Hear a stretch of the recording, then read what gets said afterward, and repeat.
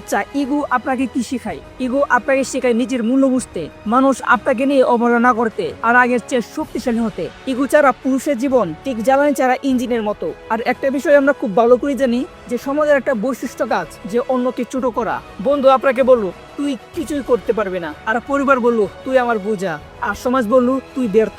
এটাই সেই মুহূর্ত যখন আপনাকে ইগো জাগাতে হবে। আর এই ইগোই বলবে, দেখে নাও আমি কেমন করে উঠি।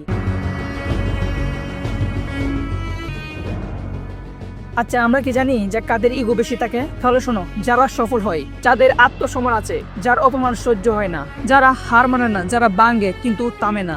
ইগো বাড়াবেন সেখানে যেখানে আপনাকে ছোট করতে চাই। নেগেটিভ ইগো বা পজিটিভ ইগো। নেগেটিভ ইগো হলো অহংকার করা, সবসময় নিজেকে সঠিক ভাবা আর ভুল স্বীকার না করা। আর পজিটিভ ইগো হলো আমাকে কেউ ছোট করতে পারবে না, আমি আরো ভালো হব, আমার সম্ভাবনা আছে, আর অপমানটি এনার্জি বানাবো। আজকের ভিডিওটা পজিটিভ ইগো।